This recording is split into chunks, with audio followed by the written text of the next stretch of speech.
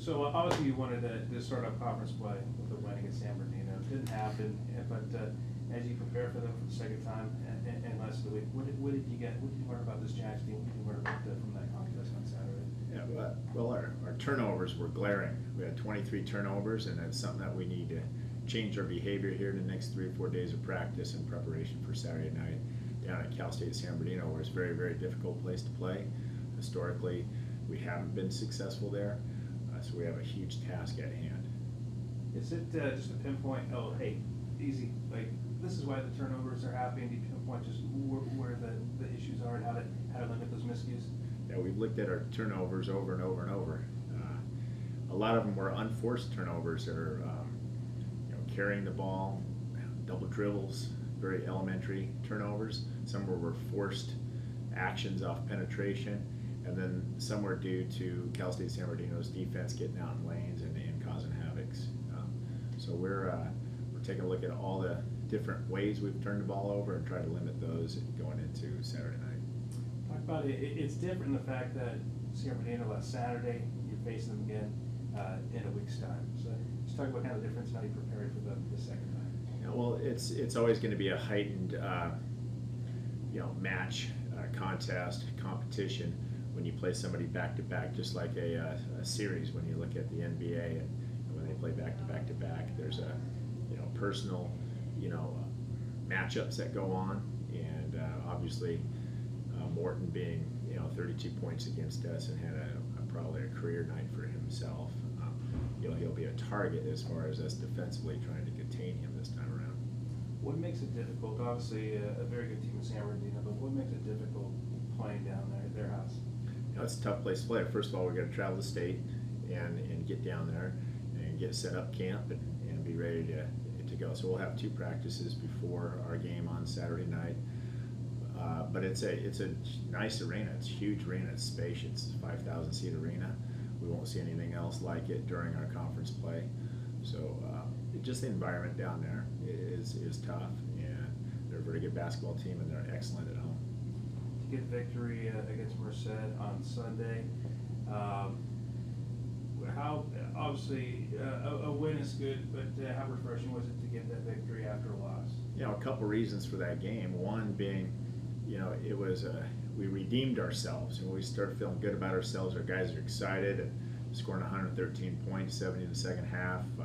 We felt good about ourselves, putting the ball in the basket, creating havoc in transition the way we want to play. That was a good thing, and it got the loss out of our bloodstream. And emotionally we felt good about ourselves in the locker room afterwards.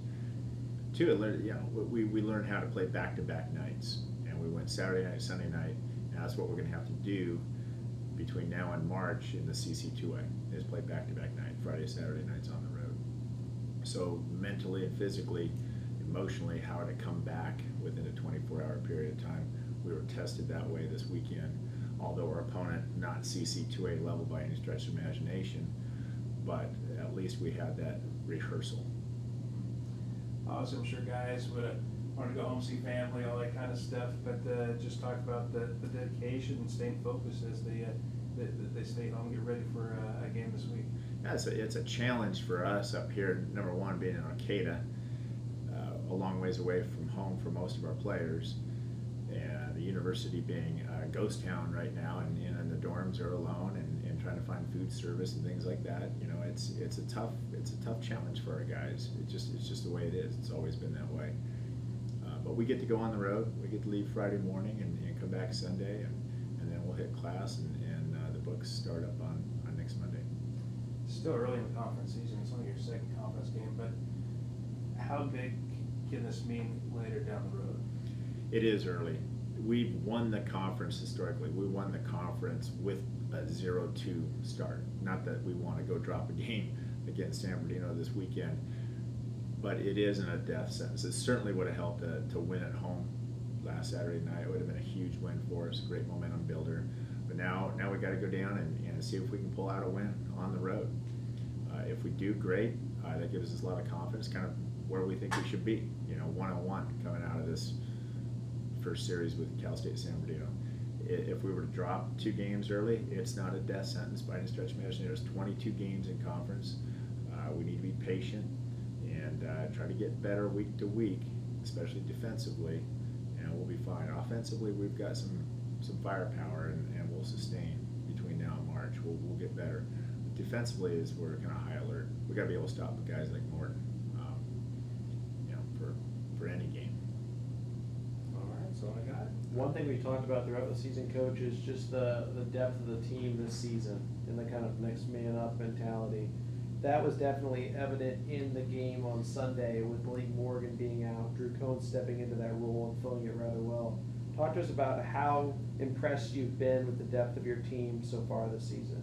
Yeah, that's definitely one of our strengths is our depth at guard position, wing position, post position. We've got guys that can step up, and we're still trying to find combinations, and that's the way it's going to be for a while. And whether you're a starter, or you're coming off the bench, or you didn't play last game, like Harold Perry didn't play Saturday night, he gets 12 minutes in 22 points in 12 minutes on Sunday night. So we've got guys that can score. Now we got to find guys that can get stops and play the right way, play within our system, emotionally stay strong, and those guys will probably get more minutes.